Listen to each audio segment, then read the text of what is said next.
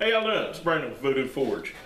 Now, I hadn't done any forging videos for a while, which I'm sorry.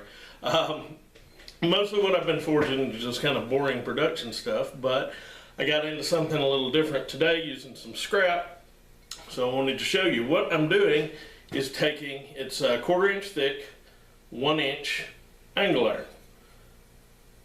And I'm going to twist it.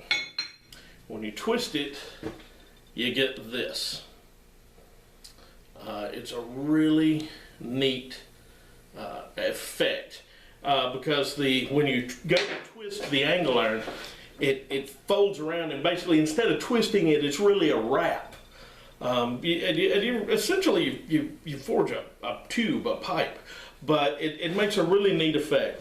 So I had some scrap angle iron and some other pieces, because you do actually have to weld some pieces on there, and used 1 inch square tubing. I had some short pieces of that laying around that I couldn't do anything else with.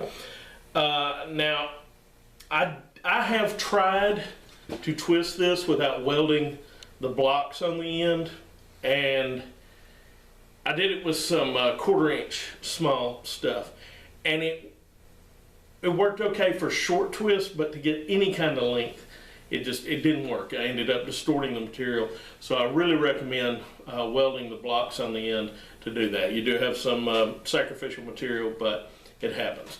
But let's show you how to make this thing. Here's my starting material. I've got 1 inch angle iron, 1/4 inch thick, and then some pieces of 1 inch square stock tubing. That's it's 11 gauge, so 1/8 inch wall. And what I'm going to do first thing is clamp these and weld them on here, because they're sacrificial pieces, but they've got to be clamped on and welded in pretty thick. Now this is 18 inches of the angle iron, and I'm not going to end up with nearly that much twist. And I realize every project that you do, you don't end up with this kind of scrap. So it's you know, you can use non-scrap material to do this. You can buy new stock. But first thing I'm gonna do is just MIG this on here pretty good. Flip it over, weld it from both sides. Okay, got it welded up. And that's really all there is to it. Just make sure both ends are a good deep weld, because it's gonna have some stress on it. You also need to make sure that at least one end is short enough that it will fit into your forge. If you've got a pass-through forge, one end needs to be small enough to fit into your main forge opening. You're also going to need a handle, something that can pass through, something that's sturdy, and this is what you're going to be twisting this angle iron with. Now I'm wearing gloves this time because my hands are going to be so close to it, and it is so hot.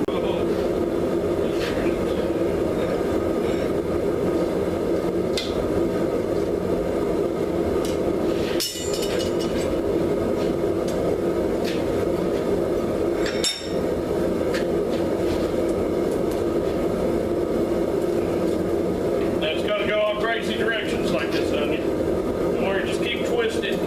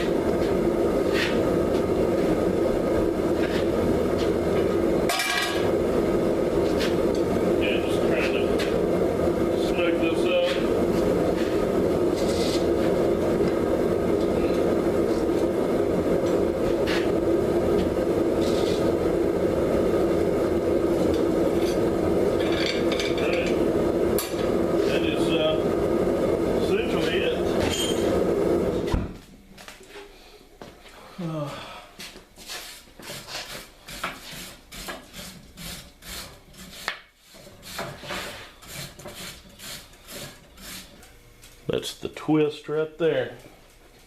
And it actually, going around, you know, it's sitting at an angle, but it actually came out pretty straight. I'll cut it, once it cools off, of course, I'll cut it and clean it up.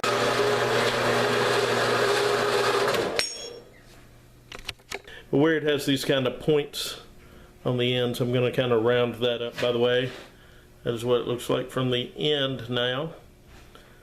But I'm just going to clean that up on the grinder.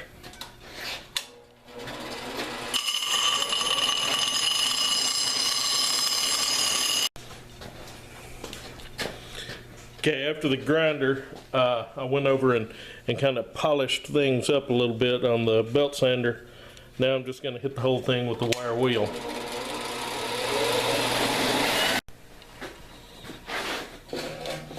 Okay, here is our finished product, cleaned up, waiting for its next lot in life. Now, this started out as an 18-inch piece. Now it's about 8.5 inches. We do have these pieces here, which I mean, essentially this is scrap.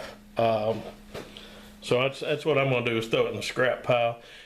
Who knows? If you're very creative, maybe you can come up with something. Maybe there is some use for this. You know, let me know what you can come up with to do with it, because I throw it in a scrap bucket.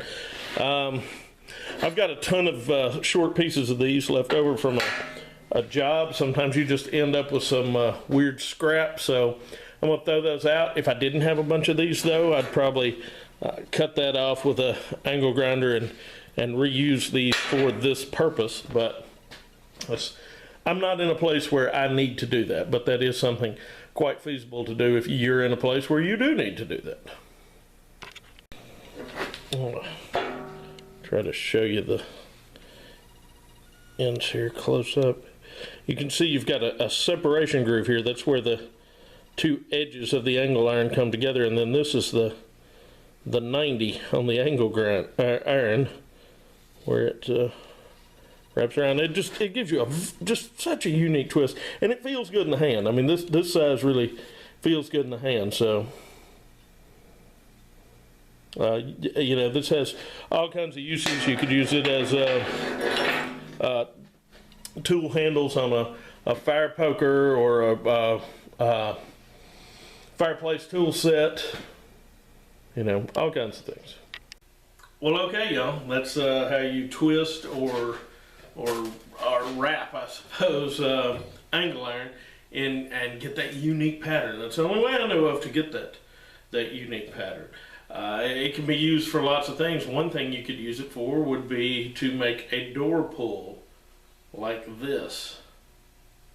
And this is what I'm going to be doing in my next video, is forging and fabricating this door pull out of the angle iron that we twisted in this video. So I hope y'all got something from this. And if you have any questions or comments, please leave them in the comments below. If you liked the video, please hit the like button. That helps me out. And if you'd like to see more videos like this, subscribe to the channel. So anyway, I'll be doing a door pull in the next project video. So y'all keep your eyes up, and y'all behave yourselves.